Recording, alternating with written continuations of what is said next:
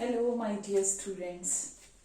I hope all of you are quite well in studying and preparing yourself for the final exams. And here your Aradhna ma'am in YouTube channel Learning with Aradhna ma'am. As you are familiar, we have completed the chapter Cold War Era, and we have discussed all the important topics in that chapter. Today we are going to discuss a very important question which again and again repeatedly came in CBSE board exam. So without wasting time, let's begin with the very first important question from the Cold War era chapter. Okay, beta? So move to the board. The very first important question is, what is Cold War? Why did the superpower depend on military alliances with smaller countries? Okay. First of all, Cold War we have discussed. After Second World War, Second World War was from 1939 to 1945. Okay. After First World War, Cold War era began. Cold War means there was no war in actually there was no war, but there is exchange of hot words, hot statement, contradictory views, tension, grim atmosphere in the whole world. Okay, ऐसी situation, ऐसे हालात, हथियार उठा लेने, weapons, nuclear, ऐसी धमकियां, okay, एक दूसरे को थ्रेटन करना कि अभी वॉर हो जाएगी. Okay, but in reality there was no war. Okay, or still no war. Cold War means no war actually, but exchange of very, you can say, hot, grim and contradictory views, and threatened the whole atmosphere. Okay, tense the whole atmosphere that real war will occur sooner or later. सच में हो जाएगी war अभी, या अभी disastrous and dangerous result अभी निकलेंगे. So this is the Cold War. This Cold War actually for the first time जो है वो Second World War के बाद आई थी. When after Second World War the whole world was divided into two groups, two blocks. That is, one block belonged to USA, United States of America, and other block USSR. U means Union Soviet Socialist Republic. Okay, one block is known as Western Alliance and USSR block is known as Eastern Alliance. Okay, so ये जो थी Cold War थी, but इन्होंने बहुत से जितने भी smaller countries थे उनको अपने ब्लॉक में, अपने ग्रुप में शामिल करते थे. Why? Basic reason were ideology. First of all ideologies. The western alliance which belong to USA. Okay, super power जिस ब्लॉक का हेड था USA, western alliance, that block has the ideology of capitalism, democracy, ideology, and they want more and more in their ideology or in their group. वो उसको propaganda कर रहे थे. किसका propaganda कर रहे थे? डेमोक्रेसी का और कैपिटलिज्म का. यूएसए का ब्लॉक, वेस्टर्न अलायंस मींस इधर यूएसएसआर का, Union of Soviet Socialist Republic का, eastern alliance, those were in favor of socialism. Socialism means everyone equal in the society. Okay, and they also believe in the communist government, communism you can say. So दोनों की ideology में difference. दोनों के दोनों block जो थे वो ज्यादा से ज्यादा पुअर कंट्रीज को, थर्ड जो अभी अभी लिबरेट, आजाद हुए थे, इंडिपेंडेंट गेन किए थे, ज्यादा से ज्यादा अपने ही कंट्री में लेना चाहते थे, अपने ही ब्लॉक में उन कंट्रीज को रखना चाहते थे. Because why? The basic reason was resources. Politically, the poor countries from the Africa, Latin America and Southeast Asia got independence. Politically उनको independence मिल गई western power से, but poverty still, economically, technology पे still वो depend थे वो rich country पे, develop country से. तो ये दोनों पावर्स जो थी वो ज्यादा से ज्यादा अपने ब्लॉक में ला रही थी, सो दैट उनकी रिसोर्सेज को यूटिलाइज कर सकें और अपने वेपन्स, अपनी आर्म्स, एम्यूनेशन जो थी वहां पे ट्रांसफर कर सके, वहां पे रख सकें अपना, जिसको हम लोग कह लें कि मिलिट्री स्ट्रैटेजी वहां पे बना सके अपनी फर्दर। सो ज्यादा से ज्यादा अपनी पावर बढ़ाने के लिए ये करते थे, और अपने प्रोडक्ट को सेल करने के लिए, चाहे वो वेपन्स होते थे, आर्म्स होते थे, और अपनी यू कैन से मिलिट्री का एक अड्डा बनाने के लिए ये ज्यादा से ज्यादा पुअर कंट्रीज को, स्मॉलर कंट्रीज को अपने ग्रुप में ले रहे थे, ताकि वो दूसरे अपने राइवल ग्रुप से ज्यादा पावरफुल हो जाए, ज्यादा अपने राइवल ग्रुप के ऊपर दबदबा, रोब, थ्रेटन्ड दूसरे ग्रुप को कर सकें। ओके बेटा, now we are moving towards the second question. Explain reason that led the Cold War to an arm race as well as arm control. Okay बेटा, this is very much related with the first one. Arm race तो हो गई, I have told you कि ये दूसरे group के ऊपर, दूसरे ब्लॉक के ऊपर एक डर, रोब था, दबदबा, या अपनी सुपीरियोरिटी, ओके, अपने आप को superior, they want to prove superior themselves from as comparatively to the opponent group. अपने आप को सुपीरियर, इन्होंने ज्यादा से ज्यादा वेपन इकट्ठे करने शुरू किए, ज्यादा से ज्यादा advance technology, okay, latest technology, weapons इतने ज्यादा, डे बाय डे एक्सपेरिमेंट हो रहे हैं, ओके, हो रहा है, न्यूक्लियर वेपन तक डेली एक्सपेरिमेंट हो रहा है, एक्सप्लोजन हो रहा है, राइवल ग्रुप को अपने डराने के लिए, राइवल ब्लॉक को और उनकी कंट्रीज जो भी उनके ब्लॉक में थे। इतनी आर्म्स रेस चल पड़ी कि एक दिन उनको खुद ही पता चल गया कि we for our self big threat, ये हमारे लिए बहुत ज्यादा, हमारे अपने लिए ये खतरा है। कल को हमारा कोई अपने से ही मिस कैलकुलेशन हो जाए, या फिर हमसे अपने से ही गलती से एक्सप्लोजन हो जाए, हम अपने आप की ही तबाही का कारण बने बेटा। क्योंकि रियलिटी में कोई हॉट वॉर तो हुई नहीं, कोल्ड वॉर ही होती रही स्टेटमेंट की। रियलिटी में these countries were, these two blocks both were quite reasonable and logically thinking कि अगर रियलिटी में वॉर हुई तो डिजास्ट्रस, एवरीथिंग प्रूव डिजास्टर्स, कोई भी विक्टर नहीं होगा, ओके, चाहे लड़ाई जीत जाए पर सबकी तबाही है। रियलिटी में तो उनको पता था, बट आर्म्स रेस एक चलती रही, एक दूसरे को डाउन और अपने आप को सुपीरियर, ओके, प्रूव करने के लिए। बट ये आर्म्स रेस जब इतने डिजास्टर्स, न्यूक्लियर वेपन भी डे बाय डे एकदम से increasingly, okay, no counting of number, कि अपने ही काउंटिंग ना हो तो सूनर, ओके, कुछ देर बाद इनको खुद ही रियलाइज होना शुरू हो गया कि ये हमारे खुद के लिए तबाही का कारण बनेंगे। सो इसलिए आर्म्स कंट्रोल भी ये खुद ही अब इन्होंने आर्म्स कंट्रोल की सो मैनी ट्रीटीज आपस में बैठे इन्होंने, okay, so nuclear test ban ये भी इन्होंने किया, आगे से कुछ नहीं। और दोनों की दोनों power, USA western alliance and USSR eastern alliance, दोनों एग्रीड हुए continually they will come to talk, discussion to क्या करेंगे, limited, okay, to limit the weapons, चाहे न्यूक्लियर हो चाहे दूसरे हो। और इसके ऊपर काफी ट्रीटीज भी हुए, यू कैन से काफी की डिस्कशन भी हुई, और लॉन्ग डिस्कशन ये चलती रही after 1972 which we will discuss in our next question. Okay, so next our question is, what is meant by non-aligned movement? Analyze its features. Non-aligned beta movement जो थी, this belong to the third world country, the country which got independence from the rich countries, जैसे India for example, okay, India जो है उसने independence ली है, rich country Britain, develop country.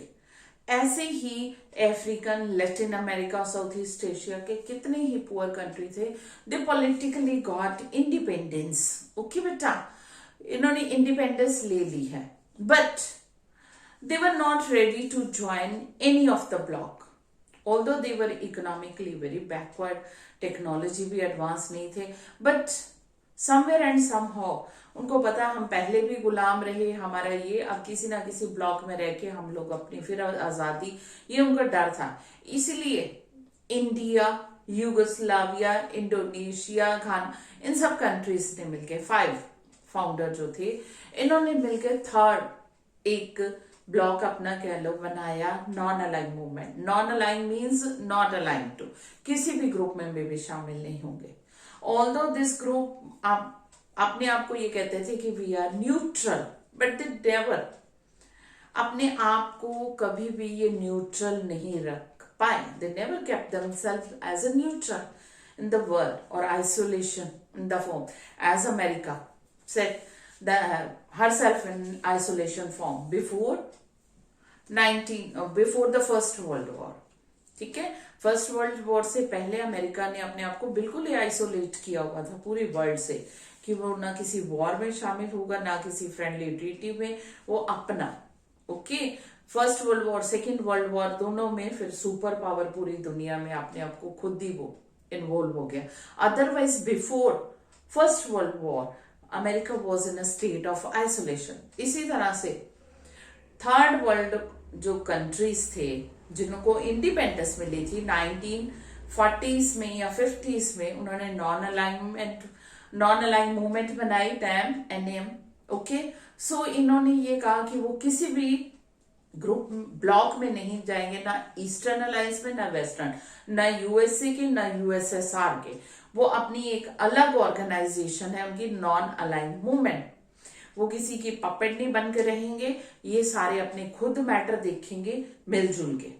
ठीक है, और इनके फीचर्स यही थे कि ये अपने मेंबर नेशंस के साथ रहेंगे। इनका कमिटमेंट तो यही था कि न्यूट्रल रहना है, but they never kept themselves as a neutral member. ये डायरेक्टली और indirectly, mostly indirectly involve in very Wars.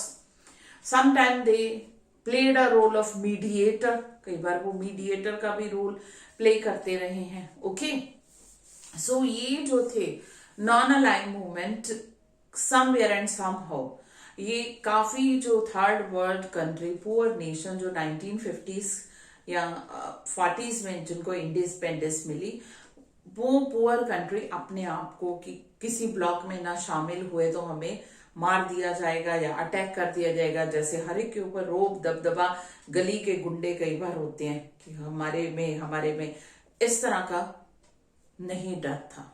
ठीक है, कि हमारी अपनी ऑर्गेनाइजेशन है, हम इकट्ठे मेंबर है, ये डर खत्म किया और एक इनकी अपनी पहचान बनी, recognized themselves as a name member. Okay, अगर वो नहीं नॉन अलाइन मूवमेंट के मेंबर है, अगर वो नहीं किसी भी यूएसए के, यूएसएसआर के ब्लॉक में है, तो वो नॉन अलाइन मूवमेंट में और उनके मेंबर नेशन उनके साथ में, ये इनको बड़ी स्ट्रेंथ मिली बेटा।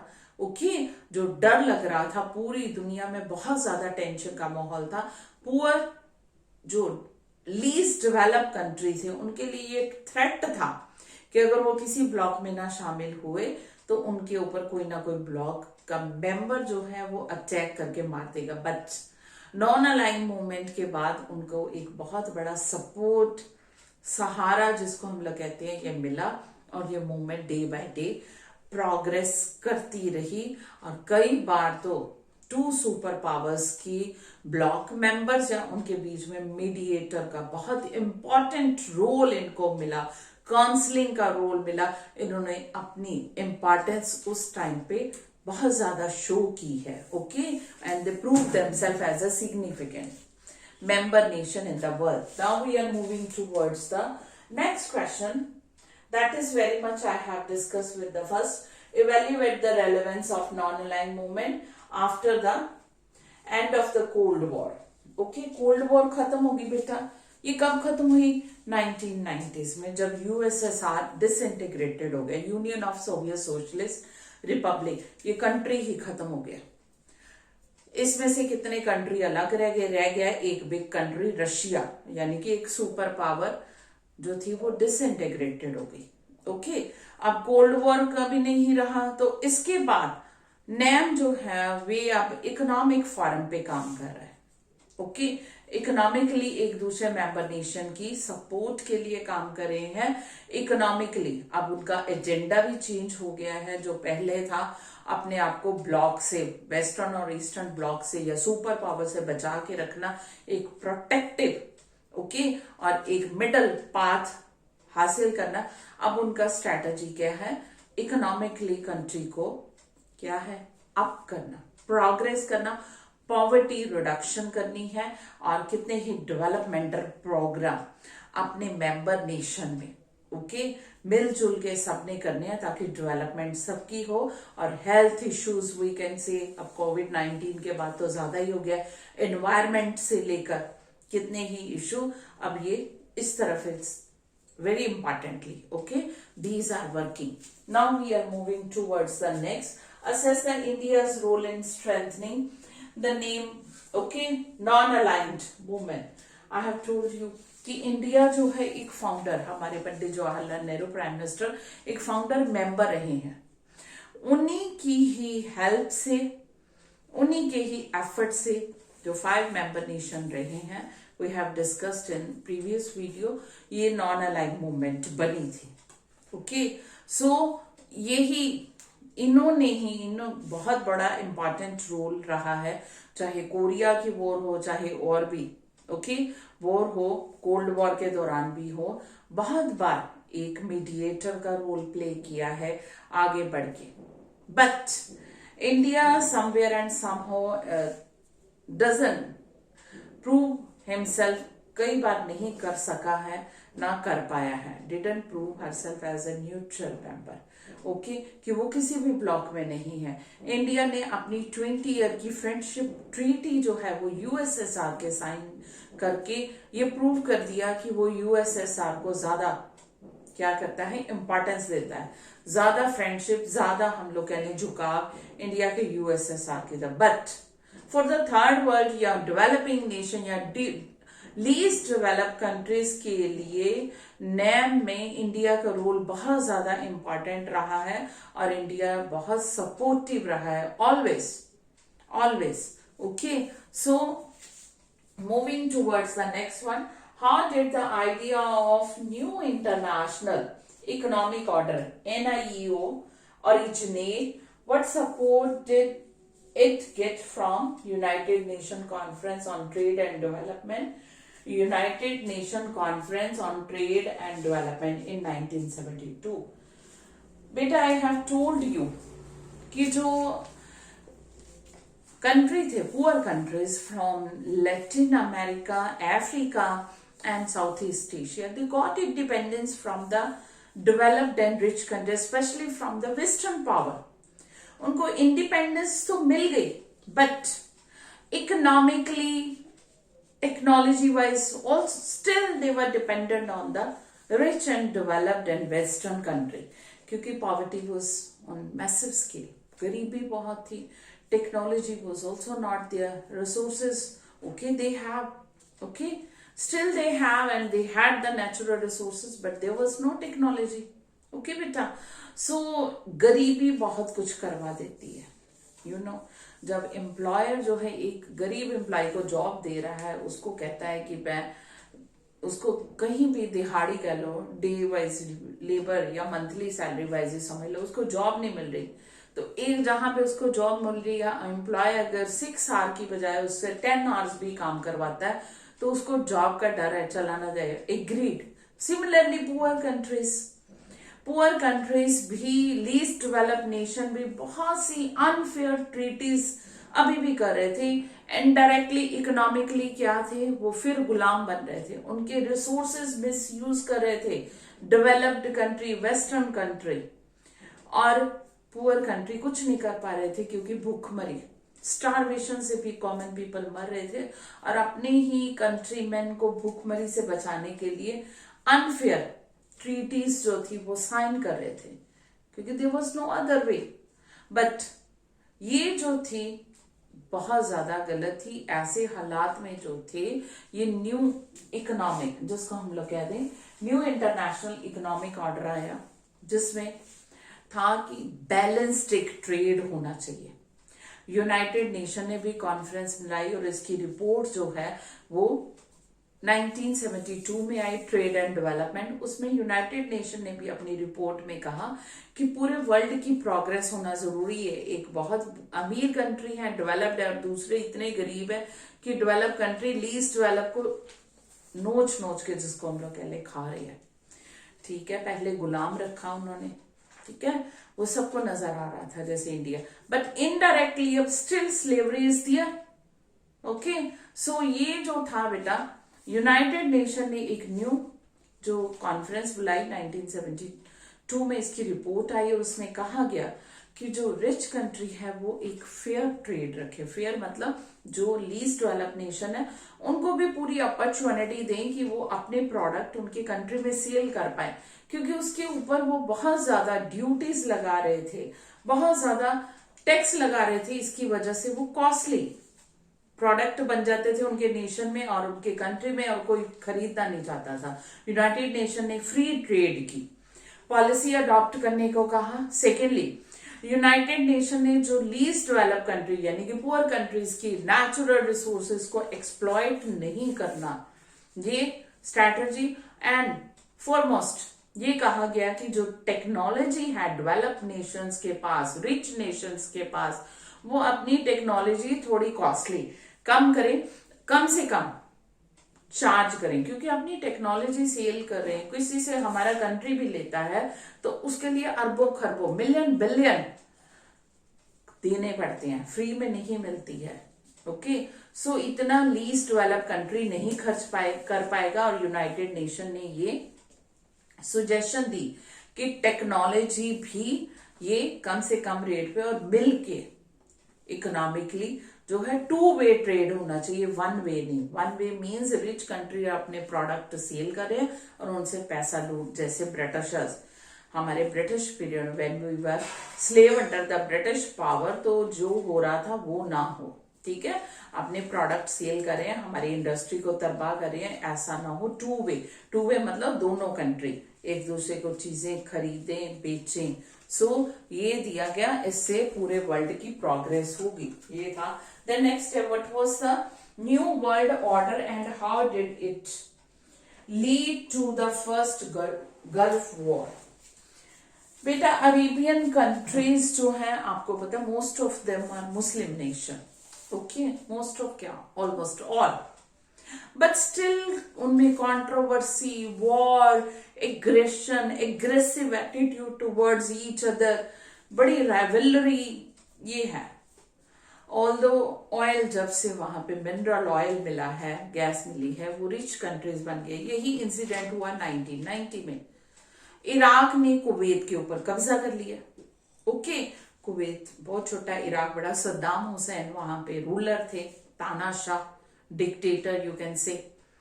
पूरे वर्ल्ड ने पूरा का पूरा थ्रेट लगा दिया उसको आजाद करने के लिए। और उस टाइम अमेरिका में जॉर्ज बुश प्रेसिडेंट थे, उन्होंने आर्मी 75 नेशंस की, यूनाइटेड नेशन के अंदर आर्मी तैयार की। 6,70,000 सोल्जर्स की टोटल आर्मी गई। ये बड़े प्राउड के साथ इन्होंने ओके कुवैत को लिबरेट करवाया। बट उसके बाद इराक के लिए बड़ी ग्रिम सिचुएशन पैदा होगी। सद्दाम हुसैन जो इराक के डिक्टेटर थे, रूलर थे, तानाशाह थे, और जॉर्ज बुश अमेरिका के। ठीक है, उसके बाद आपको पता ही है कि किस तरह से बायोलॉजिकल न्यूक्लियर वेपन का ब्लेम लगा इराक के ऊपर, और फिर उसके बाद बायोलॉजिकल वेपन का, और उसको किस तरह से पूरा का पूरा तबाह किया गया। सो ये जो था बेटा न्यू ऑर्डर, गल्फ वॉर इससे स्टार्ट होगी, इराक और कुवैत से। और इसका पूरी दुनिया ने, स्पेशली डेवलप्ड वेस्टर्न नेशन और अमेरिका ने फायदा उठाया। हर एक में ये गल्फ खाई, वैसे तो गल्फ कंट्रीज हैं बट इनमें आपस में क्यों, क्योंकि वो सारे रिच और डेवलप कंट्री जो थे वो उनकी रिसोर्सेस का फायदा उठाना चाहते थे। मिनरल ऑयल ज्यादा से ज्यादा चीप रेट पे, सस्ते रेट पे, और हम ही को सेल करें। ये अमेरिका की बहुत बड़ी पॉलिसी रही है और बाकी भी रिच नेशंस की। इसीलिए दे एक्सप्लॉइट और गल्फ वॉर को और एग्जेजरेट किया। Saddam Hussein was not in that favour, so इसलिए इराक को डिसइंटीग्रेट कर दिया।